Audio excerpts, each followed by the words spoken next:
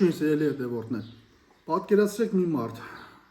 որը տարիներով եկեղեցի է գնում, մոմ է վառում, պատարագի է մասնակցում, ծոմ, պահք է պահում, աղոթներ է կարդում, բայց տուն վերադառնալուց հետո շարունակում է նույն բարկությունը, նույն նախանձը, նույն դատապարտությունը։ Հարց է առաջանում, ինչու արտաքին կրոնականությունը երբեմն չի փոխում մարդու սիրտը։ Այսօր եբրայեցիների թղթի 9-րդ գլուխը մեզ տանում է հին խորան, Աստծու ներկայության խորհրդավոր վայր, բայց այնտեղ մենք մի զարմանալի բան ենք տեսնելու։ Կարելի էր մտնել խորանի բակը, կարելի էր տեսնել լույսը, հոտավետ խունկը, զոհասեղանը, բայց դեռ չմտնել Աստծո լիարժեք ներկայության մեջ։ Եվ գուցե այսօր էլ շատ մարդիկ կանգնած են հենց այդ վիճակում, եկեղեցու մոտ, բայց ոչ Աստծո սրտում։ Առաջին ուխտներ ուներ պաշտամունքի կանոններ եւ երկրային սրբարան, քանզի առաջին խորանը պատրաստվեց այնպես, նրա մեջ կային աշտանակը, սեղանը եւ առաջավորության հացը։ Այս մասը կոչվում է սրբություն եւ երկրորդ վարագույրի հետևում էր այն խորանը, որ կոչվում էր սրբություն սրբոց, որտեղ դրվում էին ոսկե բուրվարը եւ ներսից ու դրսից ոսկով պատած ուխտի տապանակը, որի մեջ կար ոսկե սափորը լի մանանայով։ Ահարոնի գավազանը, որ ծաղկեց եւ ուխտի տախտակները, նրա վրա կանգնած էին փառքի քերոբեները եւ Հովանի էին անում քավության սեղանի վրա։ Դրանց մասին այժմ մեկ առ մեկ խոսելու կարիք չկա։ Այս ամենն այդպես էր դասավորված, կանոնները միշտ առաջին խորանն էին մտնում պաշտամունք կատարելուց, երկրորդ խորանը տարին մեկ անգամ միայն քահանայապետն էր մտնում եւ այդ անում էր ոչ առանց զոհի արյան, որը մատուցում էր իր եւ ժողովրդի մեղքերի քավության համար։ Սրանով Սուրբ Հոգին ցույց է տալիս, որ սրբարանի ճանապարհը հայտնված չէ, քանի դեռ հաստատուն է մնում առաջին խորանը։ Դա խորհրդանշան է ներկա ժամանակի համար, երբ մատուցում էին ընծաներ ու զոհեր, որոնք չէին կարող կատարյալ դարձնել զոհաբերողների խիղճը, այլ դրանք կապված էին միայն կերակուրների ըմպելիքի եւ պես լվացումների հետ, որոնք մարմնին վերաբերող ծիսակատարություններ էին եւ որոնք գործում էին մինչև բարեփոխման ժամանակները։ Ամեն։ Հին խորանի խորհրդավոր պատկերը, որ հեղինակը նկարագրում է երկու բաժին ունեցող խորան։ Առաջինը սուրբը, այնտեղ կային ճրագակալը, սեղանը եւ ընծայված հացերը։ Երկրորդը սրբությունների սրբոցը, այնտեղ էր ուխտի տապանակը, մանանայի ոսկե սափորը, Ահարոնի ծաղկած գավազանը եւ ուխտի տախտակները։ Սա պարզապես հին հրեական ճարտարապետություն չէր, ամեն ինչ խոսում էր Քրիստոսի մասին։ Ճրագակալը Քրիստոս աշխարհի լույսը, ընծայված հացերը Քրիստոս կյանքի հացը, մանան Աստծո հոգևոր կերակուրը, ծաղկած գավազանը հարության եւ նոր կյանքի նշանը, ուխտի տախտակները Աստծո խոսքի հաստատությունը։ Սուրբ Հովան Ոսկեբերանը գրում է. հին խորանը ստվել էր, իսկ Քրիստոսը իրականությունը, այսինքն Աստված դեռ այն ժամանակ ցույց էր տալիս այն, ինչ պիտի կատարվեր Հիսուսի միջոցով։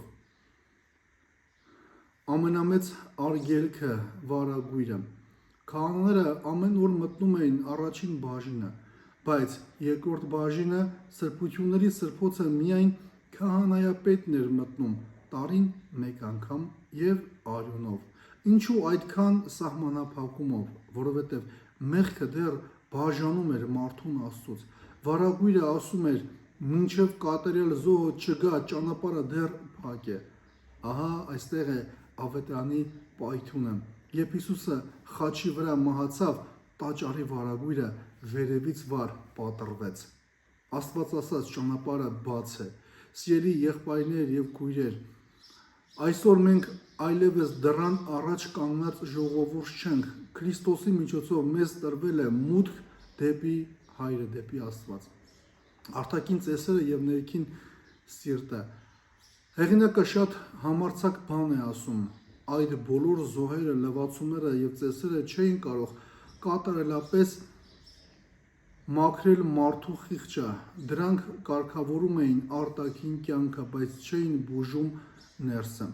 Արդի ժամանակների հետ եթե համեմատենք, կտեսնենք ամենամեծ վտանգը հենց սա է։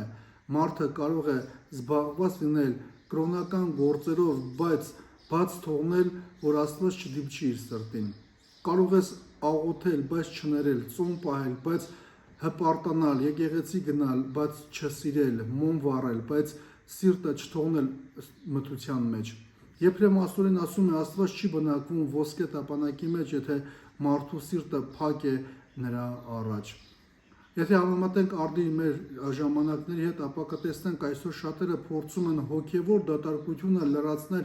արտաքին զբաղվածությամբ։ Մարդը կարող է ունենալ խաչ, աղոթագիրք, եկեղեցական սովորություններ, բայց ներսում լինել վախեցած, վիրավորված եւ անհանգիստ։ Եբրայեցիներին ուղղված 9-րդ գլուխը մեզ ասում է. Քրիստոս եկավ ոչ թե պարզապես նոր ծես տալու, այլ նոր սիրտ տալու։ Աստված չի փնտրում միայն այցելուներ, նա փնտրում է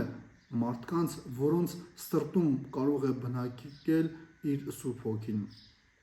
Կյանքում կիրառելու մի քանի կետեր է սովորեցնում այդ հատվածը։ Ամեն օր հարցու քեզ, ես միայն կատարում եմ ծեսեր, թե հանդիպում եմ Քրիստոսին։ Աղոթքից առաջ 1 րոպե լռիր եւ բացիր սիրտդ Աստծուն, չբավարարվես արտաքին բարեպաշտությամբ, փնտրիր ներքին փոփոխություն,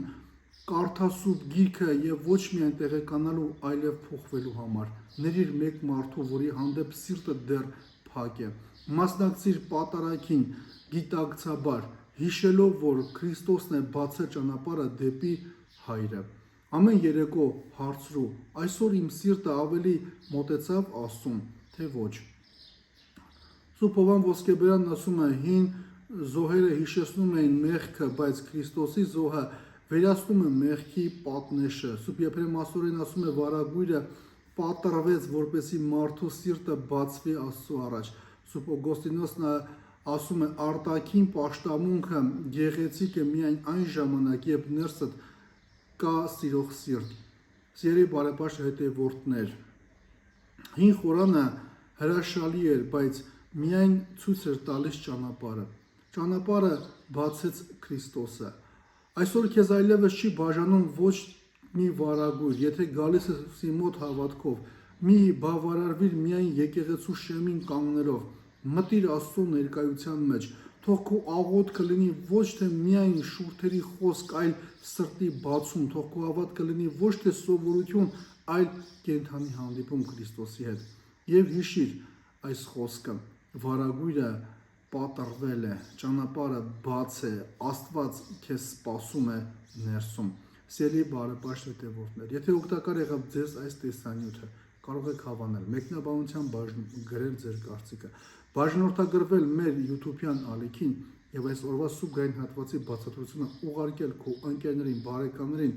բոլորին, որպես նրանց եւս հասանելի դառնա Աստծո խոսքը եւ նրա բացատրությունը։ Աստված օրհնի բոլորիդ։